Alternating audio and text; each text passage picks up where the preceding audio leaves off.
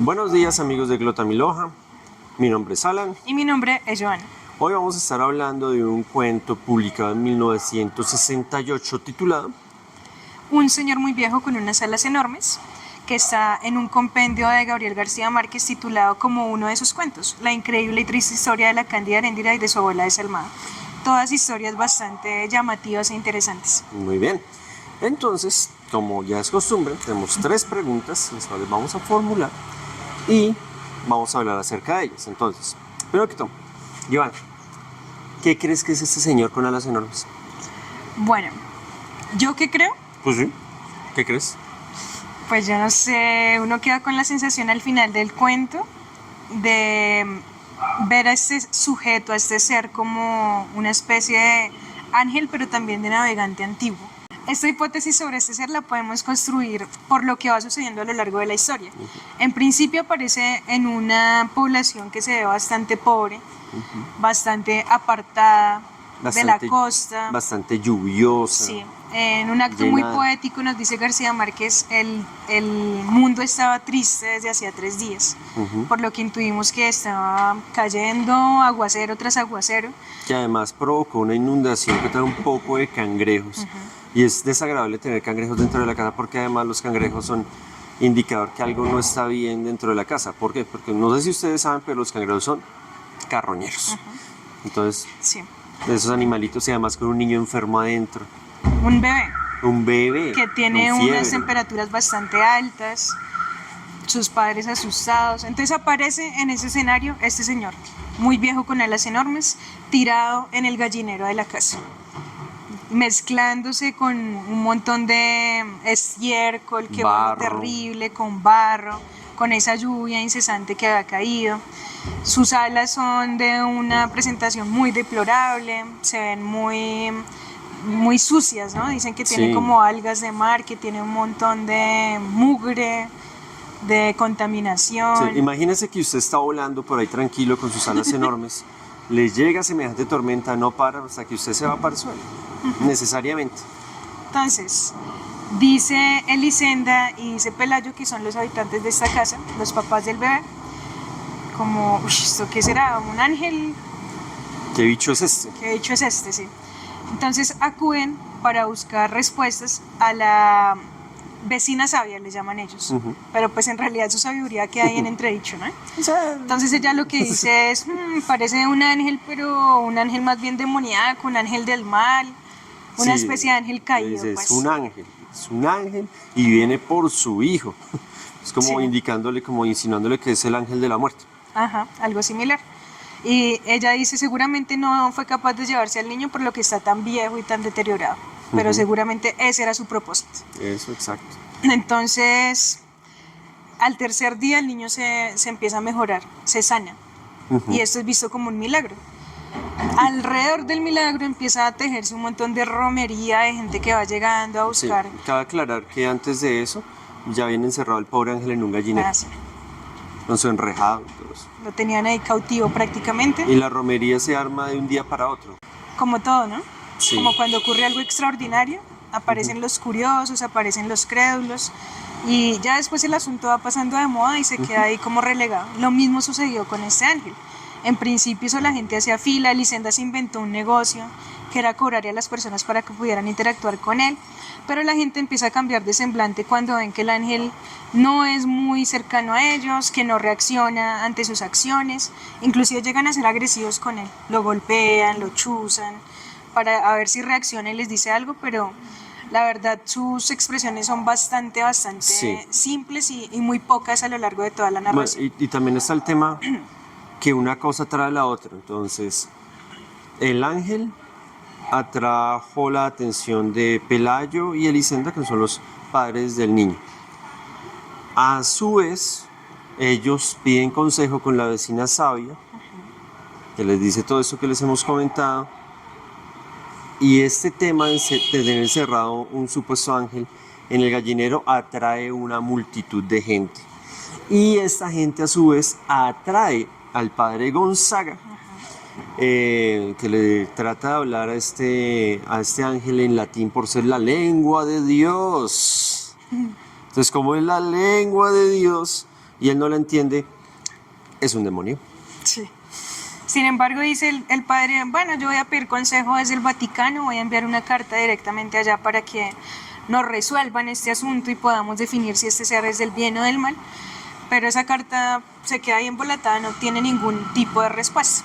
Ujú. Entonces, pues ya nos vamos dando cuenta de qué tan burócrata y espectacularista es el padre Gonzaga. Un tanto, uy, mire, toda esa gente allá, venga a ver qué es lo que sucede. Y por otro lado, uy, no, yo no sé. Roma, por favor, Vaticano, dígame qué hago. Entonces ahí se ve también como el tema de la burocracia representada en el padre Gonzaga. ¿Qué más tenemos acá? Tenemos que después de haber sido fuente de dinero suficiente para arreglar la casa, Comienzan a cobrar.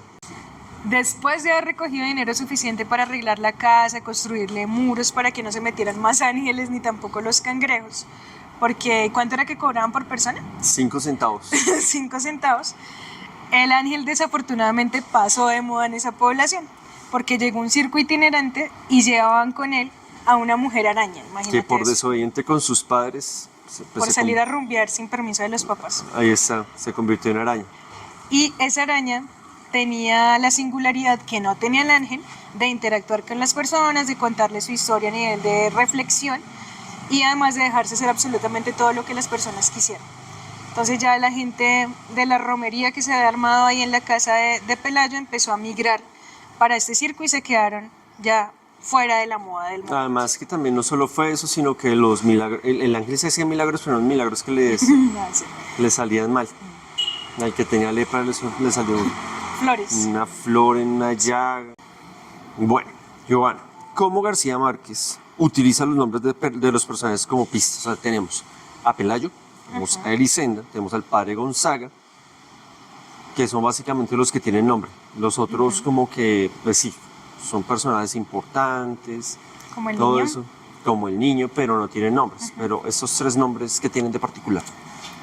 Bueno, empecemos por Elisenda. Elisenda, Según nuestra búsqueda es un nombre que significa, mujer práctica, y ella sí que fue práctica, eso. convirtiendo Dinerito. toda la situación en negocio. dinerito. Ella fue la idea de ser las mejoras en la casa, de la idea de cobrar para solventar todo el desorden que había hecho la romería.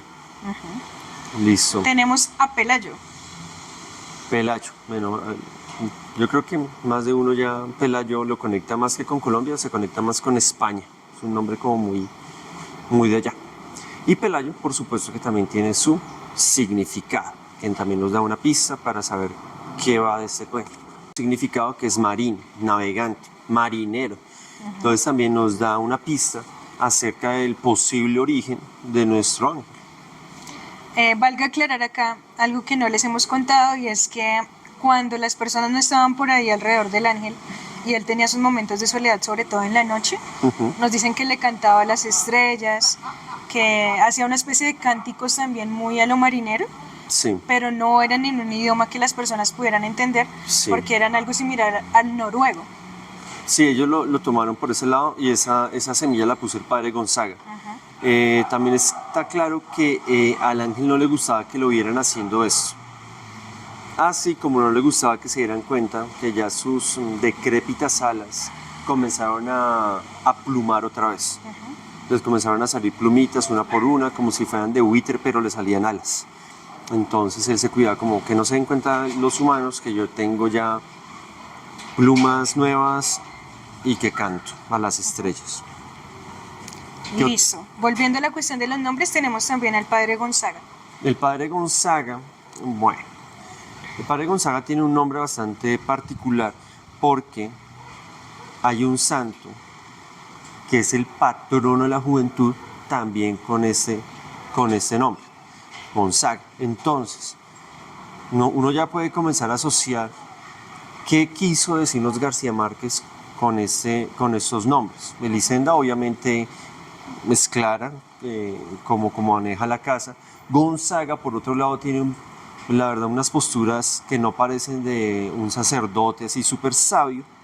Él se queda esperando una respuesta. Cuando la mujer araña se roba el protagonismo, nos dicen Gonzaga se curó para siempre del insomnio, es decir, que Sí. dejó de pensar en el tema del ángel, Sí, es se como- despreocupó por absoluto de este asunto. Eso ya no es de mi mitología, eso ya es como de otra mitología. Entonces dejé así, no pertenezco a eso, eso no me pertenece, entonces quedó al margen absoluto de su vida. Sí, a mí me llama mucho la atención, por ejemplo, ver todo lo que es la mitología judeocristiana y el tema de los ángeles y la mitología griega también, que es, obviamente ustedes ya verán relacionado esto con Aracné y el tema de esta mujer. El Safio fue una diosa, en este caso son unos padres. Entonces uno también va haciendo como sus asociaciones en este relato. La tercera pregunta es, ¿qué símbolos aparecen en el texto? Ya por ejemplo tenemos los cangrejos y la lluvia. Entonces aquí va todo eso. ¿Por qué los cangrejos son importantes? Al principio de la narración, los cangrejos son numerosos, son casi que una plaga que está invadiendo la casa de Pelayo y de Licenda. Plaga carroñera además. Carroñera, símbolo de miseria, de pobreza, de problema además ahí, de enfermedad, si lo vemos desde el punto de vista del bebé. Pero a medida que la narración avanza, los cangrejos son menos, ¿no? Son menos los cangrejos. Sí. Ahora, ustedes también pueden considerar allá en sus casas o desde donde nos estén viendo, oiga, pero yo he visto en internet o he visto en otro texto que los cangrejos también son símbolo de la regeneración. Sí, señores, no se dice que no. Pero para estos efectos, digamos, relacionando una cosa con la otra, acá nos vamos más por el lado más biológico del cangrejito y lo que significa en la costa. Y es una plaga. Y mira que a medida que van desapareciendo los cangrejos, al ángel se le van reconstituyendo las alas.